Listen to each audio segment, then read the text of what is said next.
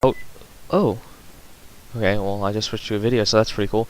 Take the output of this AND gate, this is the AND gate, and stick it in one of the inputs of the OR gate.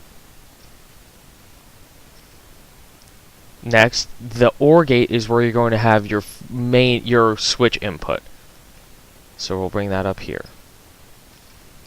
Now then, like I said, this is going to output over to here, but it's also going to cycle back in on itself. So this goes right, wait, hold on. Right there. Oh, wait. I should, yeah. Let's put it closer over to this one right here. Did it stick? Oh no, it didn't stick. My bad.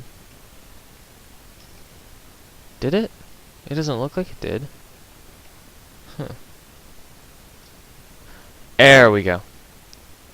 So now, this is our reset area over here. So, let's think this through. Now, while we've got a little bit of it demonstrated. Our reset is going to go to the NOT gate. So now, normally when the reset's not being pressed, this is constantly outputting a 1. So that's the first condition of the AND.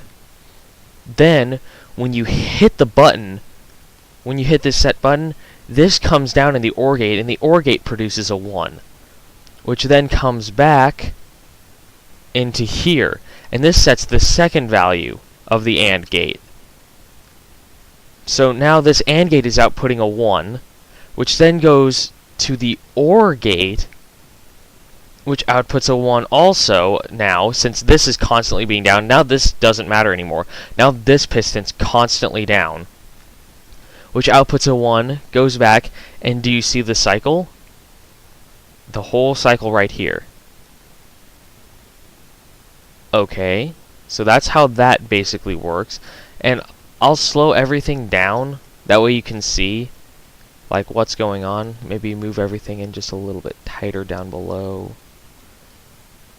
That way you can kind of see what I'm talking about. Uh-oh. I should not have done that. Actually, that one's probably crooked now too. You don't want them to be really crooked. So here, let me go to small grid view.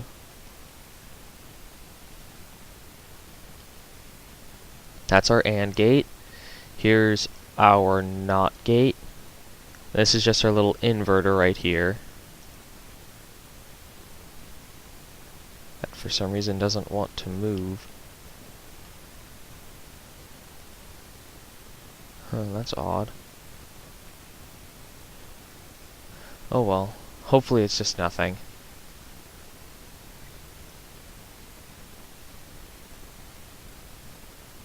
So you can kind of see how it's working now. So when you hit the NOT, here, I'll slow everything down to 1. That's why I wanted to show you, because let me bring this down just a little bit so you can see that better. I want to show you how it's working, you know. That way you can kind of see what's going on. I'll set the delays to really slow. Oh, Clayt's online. Doesn't want to slide over to the left. That's okay, though. Okay. Let me zoom in on me just a little bit. So let's reset that. Oh, and we'll increase the delays. Sorry, I keep on forgetting to do this. We'll increase the delays to 2. That way you can kind of see how everything's working. On this one, you can have a resolution of 0.1 seconds, and it works. That's actually what I'll show the completed version, and that one has a resolution of 0.1 seconds, so you can see like it almost instantaneously happens. Okay. So you hit this, 1 slides in, then you let that go and see how that one stays down, because it's creating this feedback loop on the AND right here. So then when you reset this, all the things go back out.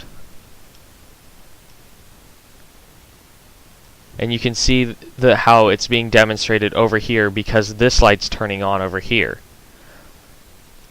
Now the reason that we had to do this inverter over here is because this out here, what I'm standing on right now, is the output normally.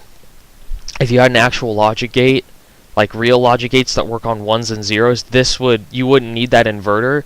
But since this is this has to output directional because it's affecting this piston right here. If you have it set on off, this piston will just go back and forth, and it won't work. So you have to have this as directional so it stays out. So then you have to take that output and you have to change it with this right here to a on-off. And this little thing right here can be used for any output. I could have it as on-off, direction, one-shot, speed, any of that. So here, let me pull out the really fast version. Oops.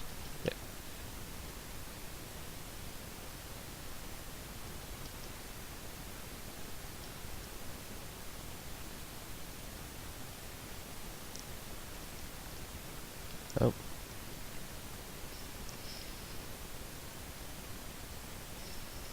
And as you can see, it's like it is the exact same setup.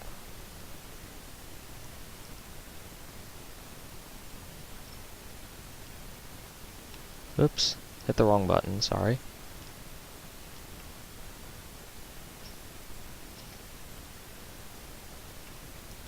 Just wire this up real fast, sorry.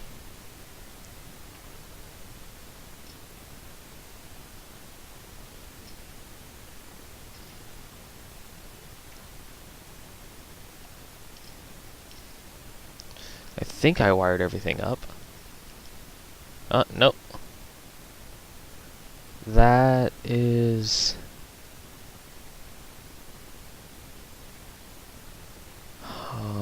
this right here.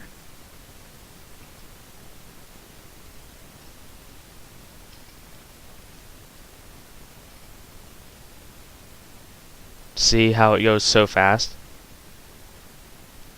It's almost instantaneous that when the light turns on. I prefer this method because you can expand on it really easily, and also it's harder to break things in this because you don't have two things grinding against each other.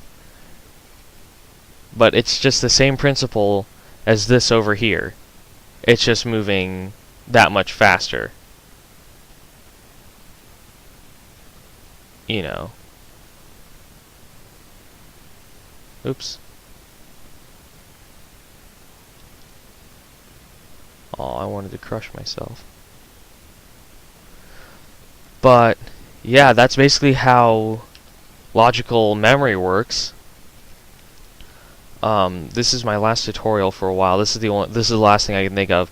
Like I said, AND gates and AND OR gates, just slap a NOT on the end of it, and it's the exact same thing. If you guys have anything that you want to see be done, I can try and figure out how to do some stuff, and I'll make a video on it.